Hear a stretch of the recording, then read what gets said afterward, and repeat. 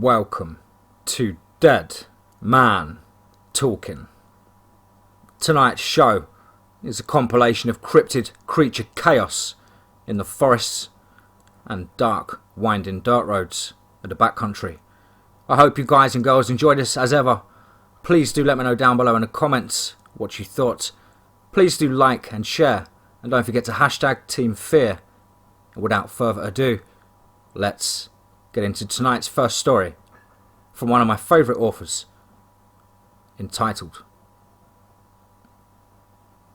The Goatman of Lake Elmore. Let's get straight into that.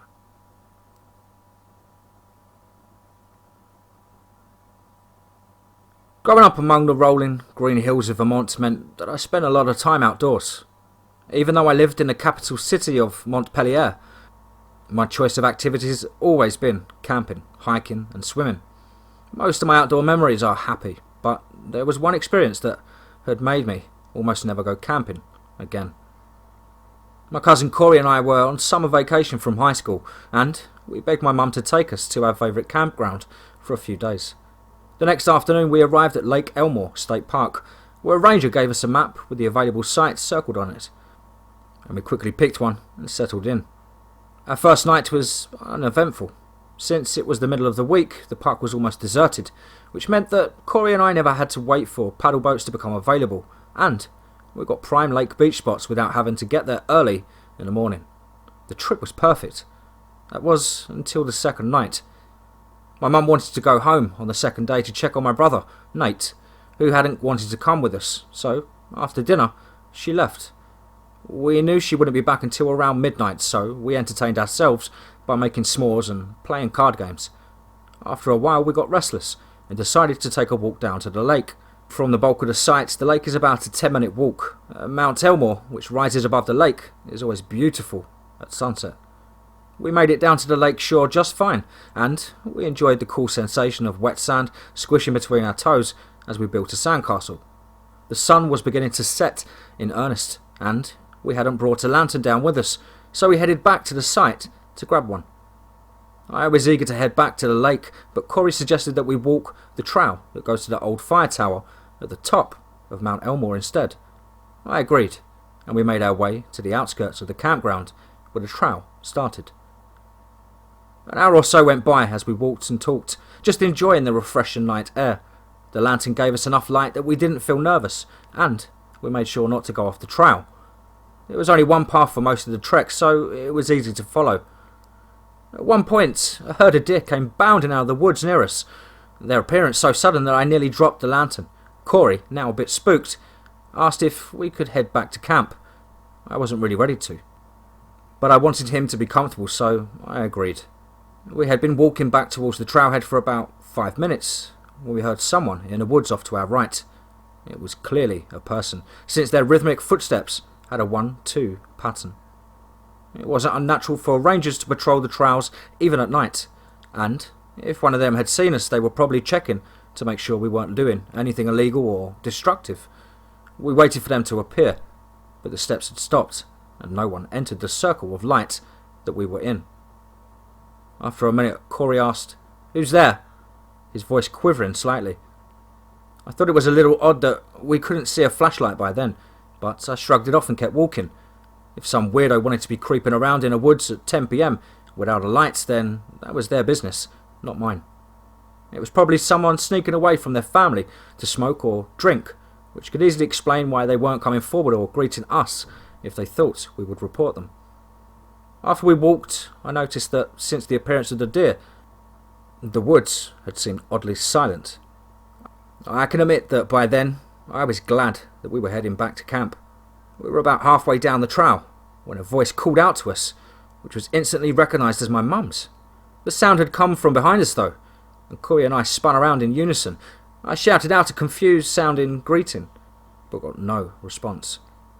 Corey looked at me, concern clear on his face. It made sense that it had been my mum in the woods, since she was probably trying to get back at us for all the pranks we had pulled over the years. Even so, it was a bit unnerving that she suddenly wasn't responding after just having called to us. And she wasn't known for dragging pranks out. We waited for several minutes, occasionally calling out to her I started to get mad, because by then the situation wasn't funny anymore, and I was becoming worried. A few more minutes went by, and I was finally fed up. I grabbed Corey by the elbow and began to march back to camp, grumbling about annoying mothers and stupid pranks. Corey hadn't said a word, but I noticed him watching the woods around us carefully. As we reached the last 10-minute stretch of the trail, my mother's voice once again rang out behind us. It sounded wrong this time, and I immediately thought she might be hurt. I spun around. The swinging lantern casted distorted shadows. I couldn't see anything but trees, and I didn't hear anyone moving around. I was slowly becoming scared, and I just wanted to get back to the safety of the campfire. My attention was drawn to the lantern light reflecting off something in the bush nearby. It was a pair of eyes, but to my confusion, they were about 7 feet off the ground. No animal around here could be standing that tall, even on her back legs. What the hell? Corey echoed my confusion. We were both staring at this towering shadow, neither of us daring to move. After a moment it stepped towards us, and our feeble hope that it was just a deer on its back legs was smashed. To this day, we still don't know exactly what we saw, but the word Goatman is the best way I have of describing it. A pair of woolly legs and fuzzy abdomen gave way to smooth, humanoid chest and arms. The face was horrifying, a mix of goat and man that still haunts me. I watched it open its mouth, my mother's voice coming cheerily from it. But the sound, it was warped and it was too deep. "Hi, baby girl. Good morning, Lonnie." To this day, I don't remember getting back to the campsite. I remember screaming and running as fast as I could away from the creature. But that's it. I don't know if it followed us or tried to communicate further, and I'm not sure that I want to know. We never did tell my mum or the park rangers about our encounter. We figured that they would tell us that we were crazy or chalk up our experience to the use of recreational substances, so it wasn't worth the hassle. Corey and I have both returned to Elmore since then, but neither of us has ever seen or heard the creature. I've often wondered if we imagined the whole thing, or if it was some sort of weird dream.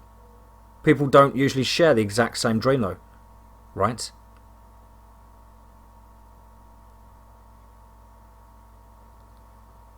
Where the wolves walk upright. Let's get straight into that.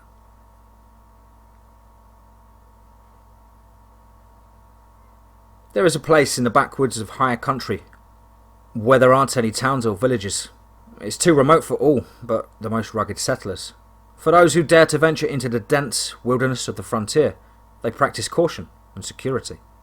No one hunts in a forest alone. It's not a very desirable location to be stranded after the sun goes down. All of the locals knew it. There's all manner of enchanted spirits and wild beasts haunting those woods after nightfall. And not all of them are benevolent. The mysterious wolves which roam that forest and howl at the moon are said to traverse completely upright on their hind legs. From a distance they supposedly bear a remarkable resemblance and an erect posture to human beings. Many hunters swear to have witnessed these creatures so unnatural lurking about. They are said to surround their prey in highly organised hunting packs, just like ordinary wolves do. The primary defence being that they track and trap their prey from a 7-foot tall standing vantage point. Villagers in the nearby towns are superstitious lot and took this sinister canine legend to heart. I never gave their fanciful folklore much credence until I saw one of the feral beasts for myself. It crept around an outlying cluster of hardwoods at the edge of the woods near the faded light of dusk. My jaw dropped and the hairs on my neck raised up. As soon as it saw me, it wrinkled its snout in an aggressive, toothy snarl. I feared that I was going to have to fend off a violent attack, but in the end, it retreated away slowly. I'll never forget the startling sight of a fully standing werewolf, massive in size, stepping backward into the safety of the tree line. What black magic, sorcery, or mysterious act of the Lord was this? The fierce look in its coal black eyes spoke volumes. "You stay inside your territory, and I'll stay within mine," was the message. Being so close to the wretched thing filled me with a chilling dread. Could I really trust that it and its brethren would keep true to its unspoken truce? I had no way of knowing, but from that day forth, I forbade my children from stepping foot into the woods after sundown. Even the most obedient children are apt to misunderstand or not take parental warnings seriously enough. In the back of my mind, I always carried a lurking fear of the possible consequences. Naturally, my sons and daughters failed to understand the true reason for my strict, unexplained directive. I didn't even try to tell them about the horrible abomination I'd witnessed. Being labelled as forbidden place made it even more tantalising. I caught all of them stealing longing glances at it from time to time. The devilish mystique of an unfamiliar territory was slowly seducing them. Each day, the temptation wore down their resistance a little bit more. The greater the opposition I raised to the damned labyrinth of trees, the heavier their curiosity bore upon them. All too soon, the situation I dreaded came true. I awoke to find that my eldest two children couldn't resist the allure of the woods any longer. They had crept outside to explore it, apparently. Their beds were vacant, the candle box was missing, and the hen eggs were still uncollected from the chicken coop chores. Calling out their names at the edge of the woods proved futile. They had too much of a head start wandering the dense highlands. I gathered up my rifle and gunpowder pack for the unpleasant task ahead of me. An occasional drip of congealed wax upon fallen leaves confirmed their path. I was relieved to feel that it was still a bit warm to the touch. That was a sign they weren't too far ahead. By mid-morning, I had picked up and lost their trail several times. Other things were active along the well-worn deer paths. The disturbed leaves and brush I found wasn't proof of their presence any longer. They would have blown out the melting candle from full rise of the sun. From there, the wax trail went cold. I yelled and shouted their names. Only a mocking echo bouncing off the nearby cannons answered me back. I considered doubling back to the last confirmed evidence of their trek, but an unknown force within kept pushing me onward. In the blackest heart of the highlands, only wisps of sunlight can trickle down to the leaf-strewn floor below. I was deeper into the forest than I'd ever been into the dense wooded canopy. Suddenly, I felt a significant presence nearby. A dark entity was watching. I turned to face the same ferocious mongrel which had haunted my nightmares since the first day I'd seen it. This time, the standing alpha leader wasn't alone. I was surrounded by half a dozen other attack-ready wolves. He snarled while the others in the pack remained silent in hierarchical respect. I had my gun at the ready but could only take out one of them before the rest pounced on me. He was the obvious choice for my musket volley. When the leader of the rank and file organisation falls, the underlings often panic. Regardless, I wasn't likely to make it out of the woods alive. I thought deeply about the circumstances which led me there. I had been the one who violated the agreement and broke the rules.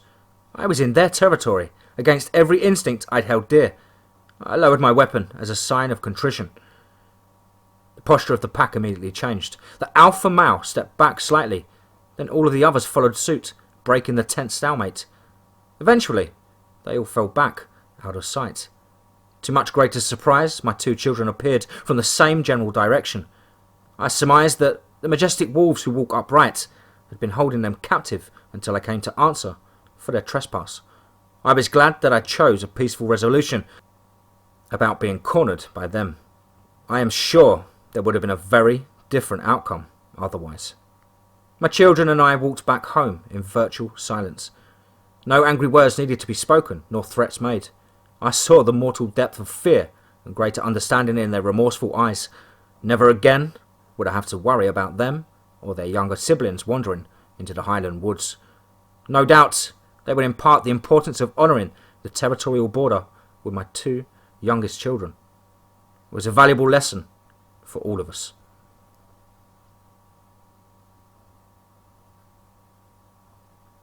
Something was in the forest.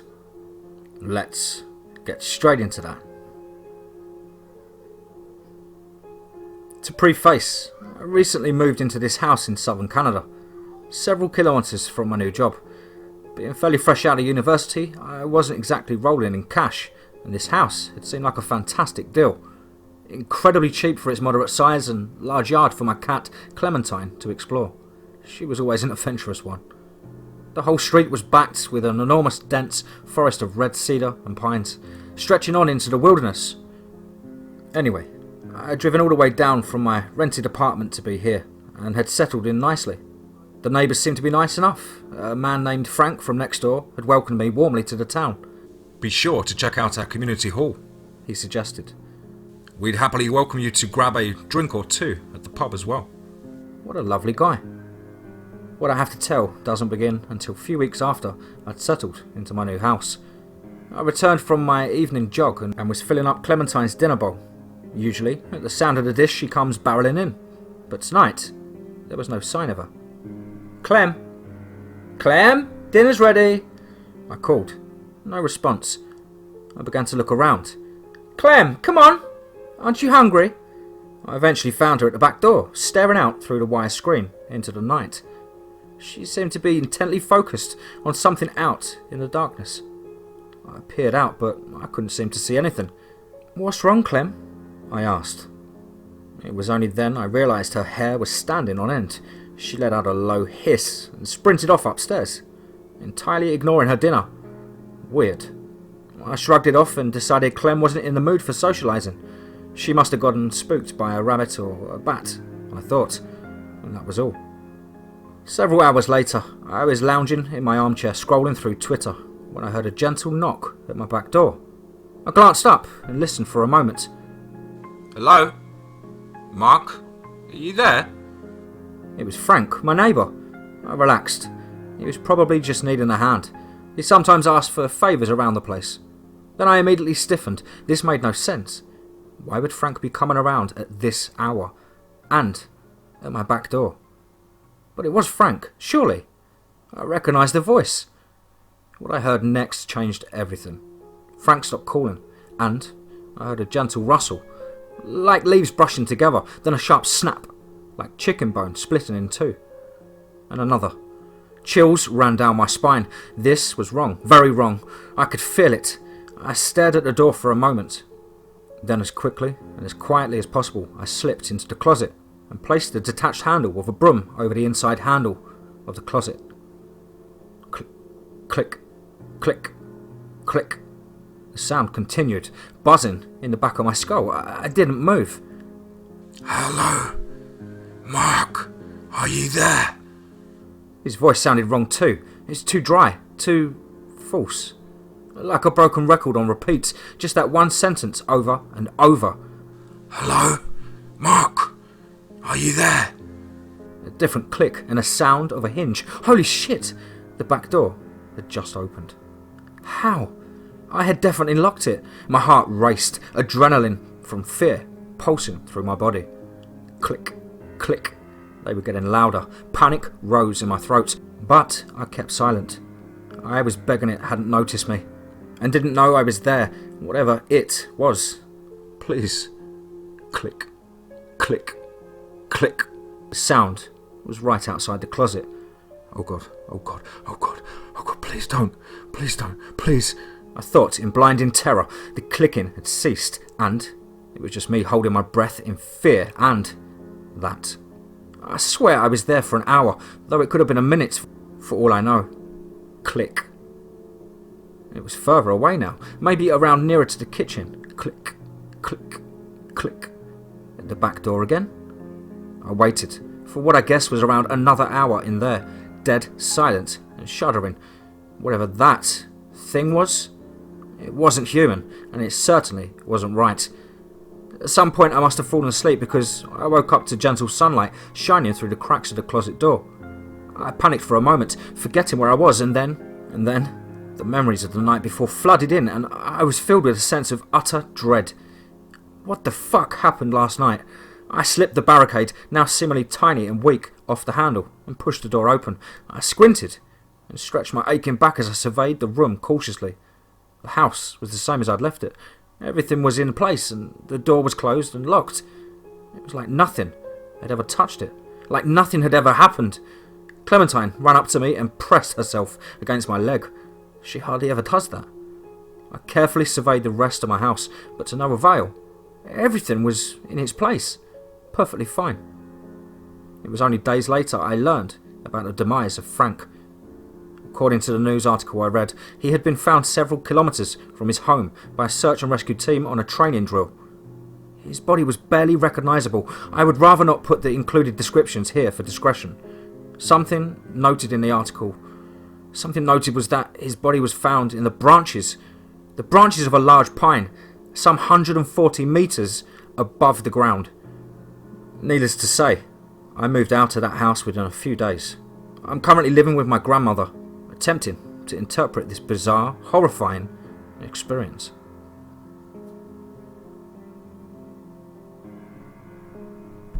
I keep seeing lights in the woods. Let's get straight into that.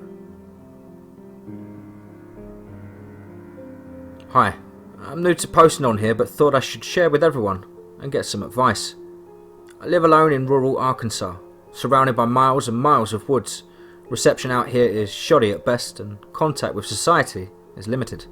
Yes, even in a country where there are millions of people, my nearest neighbour is several miles away and I only really have to leave the house when I need groceries or I'm at work. Now, obviously living in a remote part of the state with a lot of wooded area, animal noises and encounters are common. I'm an avid hunter with a feeder in my backyard to attract deer, and I'm used to hearing coyotes, bobcats, mountain lions, etc.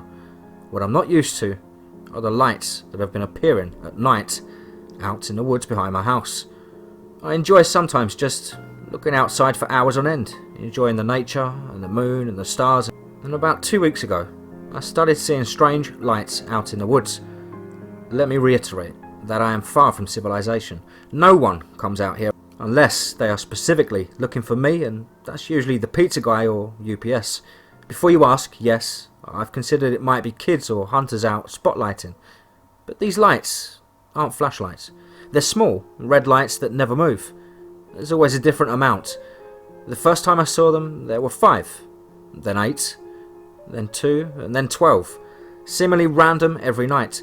I wasn't creeped out or worried, just assuming it was reflections or something, writing it off as nothing more than the normal paranoia that comes from living alone. I was pleased with this until just 2 nights ago. I returned late from work after a long day and unusually busy traffic. Being summertime, it wasn't quite dark yet, despite it being nearly 8 at night. I work long shifts for a delivery service that can be 12 hours morning to evening. When I got out of my vehicle, I noticed the familiar sight of the lights, and I began walking towards the house when I heard a branch snap in the distance.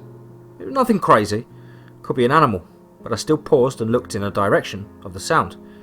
I saw the lights, but not the usual amount of up to 10. There were many of them, maybe 50 or more.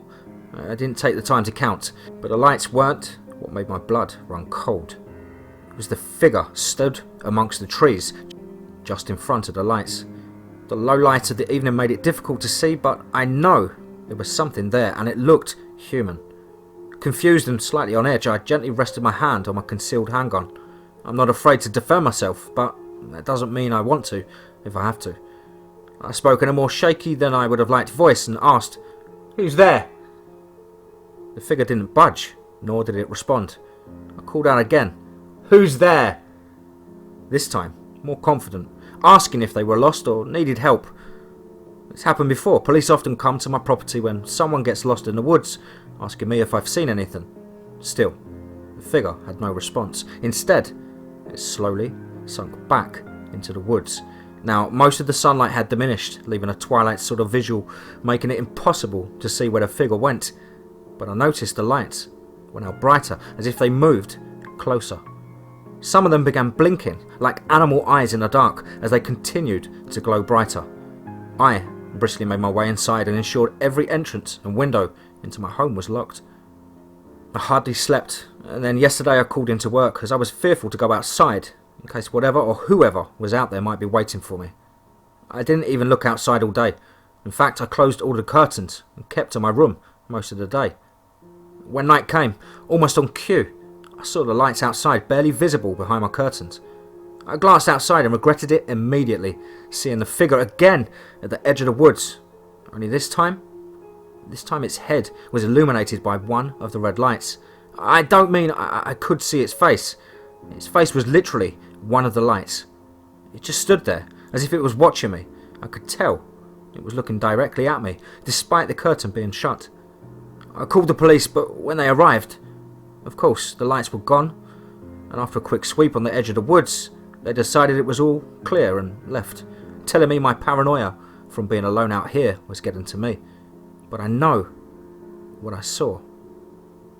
I don't know what's going on, but I wanted to ask anyone if they could help or had suggestions what I should do.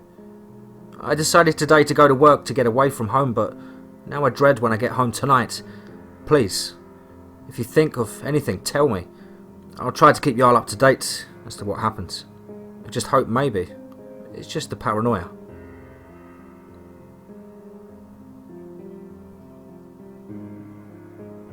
Wow. I hope you guys enjoyed those short stories there. Quite a short show tonight, guys. I'm not feeling my best today. Being a bit under the weather. Got a few hospital appointments that have been going on as well. So nothing serious though. Just my usual back injury and all of that chaos. Hope you guys enjoyed the stories though. As ever, please do let me know down below in the comments.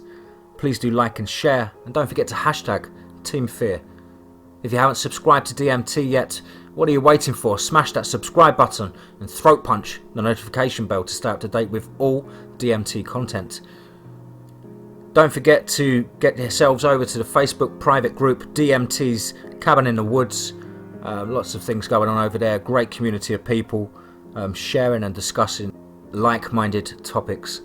Wonderful, wonderful place. Thank you all so much as ever for the fantastic support and kind comments. And above all, remember, be safe, not sorry.